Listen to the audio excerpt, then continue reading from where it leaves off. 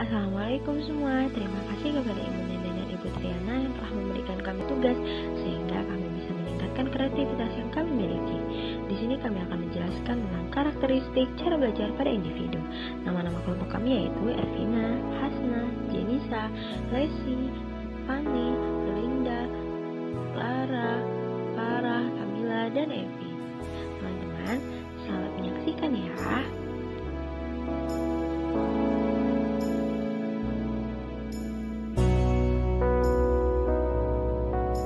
Gaya belajar visual. Gaya belajar visual adalah gaya belajar yang lebih banyak memanfaatkan penglihatan. Orang dengan gaya belajar visual akan melihat atau membayangkan apa yang sedang dibicarakan. Maksudnya adalah, saat mempelajari hal baru, biasanya tipe ini perlu melihat sesuatu secara visual untuk lebih mudah mengerti dan memahami. Selain itu, tipe visual juga lebih nyaman belajar dengan penggunaan warna-warna, garis, maupun bentuk. Itulah mengapa orang yang memiliki tipe visual biasanya memiliki pemahaman yang mendalam dengan nilai artistik seperti paduan warna dan lainnya. Akan tetapi, orang dengan gaya belajar visual memiliki kelemahan, yaitu mereka memiliki kendala untuk berdialog secara langsung karena terlalu reaktif terhadap suara, sehingga sulit mengikuti anjuran secara lisan dan sering salah menginterpretasikan kata atau ucapan. Seseorang dengan gaya belajar visual lebih mudah mengingat suatu konsep atau materi tertentu dengan mengoptimalkan kemampuan penglihatan. Kita sebagai calon guru atau pada saat menjadi seorang guru pasti menemukan berbagai gaya belajar siswa, salah satunya auditorial. Siswa yang memiliki gaya belajar auditori mengandalkan pendengaran untuk menerima informasi dan pengetahuan.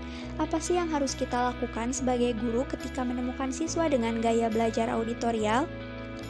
Yang pertama, menerapkan pembelajaran dengan diskusi kelompok dan menjelaskan pokok bahasan dengan panjang lebar yang kemudian oleh siswa diringkas dalam bentuk lisan dan direkam untuk kemudian didengarkan dan dipahami. Atau siswa dapat menggunakan tip perekam yang digunakan untuk merekam bacaan atau catatan yang dibacakan atau penjelasan guru untuk kemudian didengar kembali. Kedua, variasikan vokal saat memberi penjelasan, seperti intonasi, volume suara, ataupun kecepatan. Ketiga, gunakan pengulangan-pengulangan konsep yang diberikan, atau jelaskan berulang-ulang suatu konsep. Keempat, tutor sebaya. Karena mereka yang memiliki gaya belajar auditori senang mendengarkan, apalagi jika yang didengarkan adalah teman, mereka akan lebih mudah mengingat. Kelima, sekali-kali ubah konsep materi ajar ke dalam bentuk percakapan, pendiktean, diskusi, atau rekaman audio yang bisa didengarkan oleh siswa. Keenam, selingi dengan musik. Salah satu cara belajar yang tepat untuk seorang auditori yaitu mendengarkan musik yang disukai. Yang ketiga ada gaya belajar kinestetik. Nah, gaya belajar ini adalah gaya belajar yang lebih mudah menyerap informasi dengan cara bergerak, berbuat, dan menyentuh sesuatu yang bisa memberikan informasi tertentu agar ia bisa mengingatnya. Nah, contoh orang yang memiliki gaya belajar kinestetik ini biasanya lebih banyak bergerak fisik dan banyak menggunakan bahasa tubuh. Jadi mereka itu akan lebih aktif dengan menggunakan fisiknya. Strategi pembelajarannya biasanya membuat alat peraga, eksperimen atau percobaan, dan membuat suatu kreasi. Nah, dalam menerapkan pembelajaran berdasarkan gaya belajar kinestetik ini, dibutuhkan suatu media langsung yang perlu dialami siswa dalam proses belajarnya. Hal ini akan membuat seorang siswa atau orang tersebut akan aktif dalam belajar. Maka dari itu, seperti yang sudah tadi saya jelaskan, kalau strategi pembelajarannya itu harus seperti membuat alat peraga, eksperimen atau percobaan, dan membuat suatu kreasi. Karakteristik perilaku individu dengan cara belajar visual adalah mereka yang lebih memfokuskan atau lebih cenderung mudah menerima dan mengolah informasi melalui penglihatan. Nah, tipe individu yang memiliki karakteristik ini, mereka mengakses pandangan visual yang dihasilkan maupun yang diingat. Dalam cara belajar visual ini, potret, warna, maupun hubungan ruang, serta gambar atau sketsa yang menonjol itu adalah tipe yang sering dipakai oleh individu yang memiliki cara belajar visual. Nah, anak dengan tipe visual ini harus memperhatikan mimik guru ketika sedang mengajar agar memahami bahan pelajaran. Mereka ini sangat tertarik duduk di bagian depan supaya dapat menyaksikan dengan jelas ketika guru sedang menerangkan. Berpikir dengan mengaplikasikan potret atau figura di otak mereka dan memahami sesuatu lebih cepat melalui animasi visual seperti buku bergambar maupun video. Anak dengan tipe visual ini lebih sering menulis secara lengkap untuk keterangan. Ciri-ciri siswa dengan cara belajar visual. 1. Rapi dan teratur. Biasanya, anak mampu menyusun suatu catatan dengan rapi dan juga teratur agar mudah dipahami. 2. Berbicara dengan benar. Karena biasanya anak sudah mampu untuk memahami dan menyampaikan berdasarkan apa yang dirinya lihat sebelumnya. 3. Teliti terhadap detail. Karena harus setiap bagian tersusun dengan rapi, bahkan hingga sedetail mungkin. 4. Biasanya tidak terganggu oleh keributan. Karena anak akan cenderung lebih diam dan tidak memperdulikan suatu keributan yang terjadi di sekelilingnya. Karakteristik siswa auditorial. Karakteristik auditorial sendiri adalah sebuah karakteristik di mana siswa lebih menyukai hal atau berkegiatan yang banyak menggunakan suara. Dalam hal belajar pun, siswa yang menggunakan karakteristik auditorial akan banyak melibatkan audio atau suara sebagai media mereka belajar. Nah, di sini ada beberapa karakteristik siswa auditorial. Yang pertama ada mengingat dengan cara mengucapkan ulang secara keras. Siswa dengan karakteristik auditorial cenderung akan menghafal dengan cara mengulang-ulang hafalannya terus-menerus dan dengan nada yang keras. Karakteristik yang kedua ada untuk penjelasan lebih menggunakan metode lisan daripada tulisan.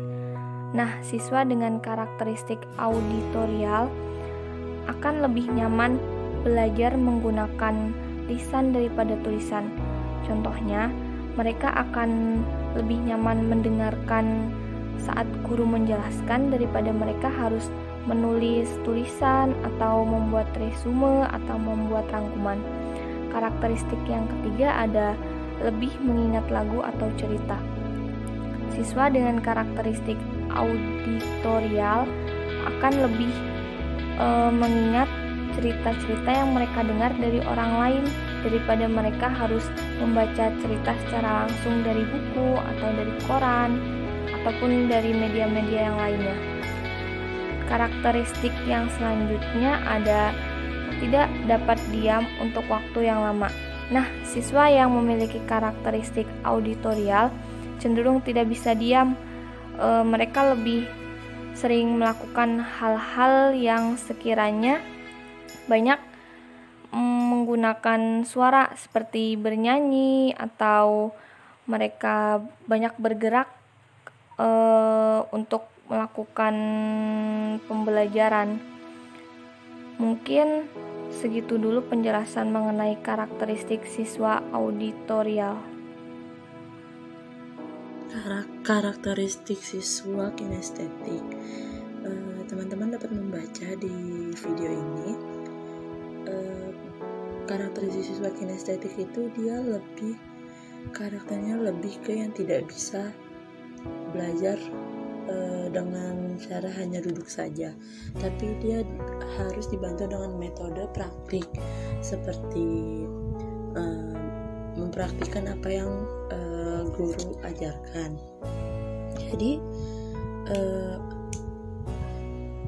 siswa dengan karakter kinestetik biasanya dia melakukan pembelajaran dengan cara bergerak atau dengan metode praktik, dan dia susah untuk mengemukakan pendapat atau mengemukakan hasil diskusi dengan cara menulis. Dia lebih sering atau lebih bisa mengemukakan pendapat dengan cara bercerita menggunakan suara dan body language seperti itu. Dan cara dia menghafal itu biasanya dengan cara berjalan-jalan sambil mengingat-ingat apa yang akan ia hafal gitu. Biasanya mereka lebih fokus pada saat menghafal pada saat berjalan-jalan seperti itu. Terima kasih. Selanjutnya, strategi pembelajaran. Nah, yang pertama ada strategi pembelajaran gaya visual. Strategi pembelajarannya dapat dilakukan dengan cara memberikan pembelajaran dengan menggunakan beragam bentuk grafis. Grafis tersebut dapat berupa slide, film, gambar ilustrasi, catatan, coret-coretan, dan kartu gambar dengan warna-warni menarik yang bisa digunakan untuk menjelaskan suatu informasi secara berurutan. Yang kedua, dorongan siswa untuk menguatkan konsepnya dengan menggunakan simbol dan warna. Yang ketiga, menggunakan salinan kata kunci yang dibagikan kepada siswa. Selanjutnya, siswa mendefinisikan dengan bahasanya sendiri. Misalnya, dengan menciptakan sebuah lagu, sehingga memudahkan siswa untuk lebih mengingat pembelajaran. Yang keempat, menggunakan gambar berwarna, grafik, tabel sebagai media pembelajaran. Yang kelima, pergunakan setiap gambar, tulisan, atau benda di dalam kelas sebagai sumber pembelajaran. Hal ini lebih memudahkan siswa untuk mengingat karena media yang digunakan berada di sekitar mereka. Baiklah, pemaparan selanjutnya akan dilanjutkan oleh Hasna Salsabila. Oke, terima kasih Laras. Materi selanjutnya mengenai strategi pembelajaran siswa dengan gaya belajar auditorial. Yang pertama, dapat menggunakan tape atau perekam suara. Nah, di sini tape atau perekam suara ini digunakan oleh siswa untuk merekam penjelasan yang sudah disampaikan oleh guru untuk nantinya dapat didengarkan kembali. Kemudian yang kedua, di sini ada metode tutor sebaya atau materi-materi yang disampaikan itu akan dijelaskan oleh teman-temannya. Nah, selanjutnya yang ketiga itu sesekali itu kita dapat mengubah konsep pembelajaran seperti pendiktean atau dengan diskusi. Yang keempat, belajar dengan lagu atau materi yang akan disampaikan itu dibuat dulu sebuah lagu agar tersampaikan secara menarik kepada siswa auditorial ini. Yang kelima, variasikan vokal seperti intonasinya, volume suara, atau kecepatannya. Nah, yang terakhir, jelaskan materi secara berulang agar siswa dapat memahami materi secara keseluruhan. Materi selanjutnya akan disampaikan oleh Kamila. Materi yang terakhir yaitu strategi pembelajaran kinestetik. Pembelajaran dengan gaya kinestetik merupakan gaya pembelajaran dengan menggunakan objek yang ingin dipelajari. Maka strategi pembelajarannya yaitu yang pertama, lakukanlah penulisan ulang atau merangkum materi yang telah dijelaskan. Yang kedua yaitu sering melakukan praktik atau bereksperimen. Yang ketiga yaitu mengunjungi museum atau tempat pariwisata atau tempat-tempat yang ada hubungannya dengan mata pelajaran. Yang keempat yaitu mendorong siswa untuk mengikuti banyak kegiatan. Contohnya yaitu ekstrakurikuler.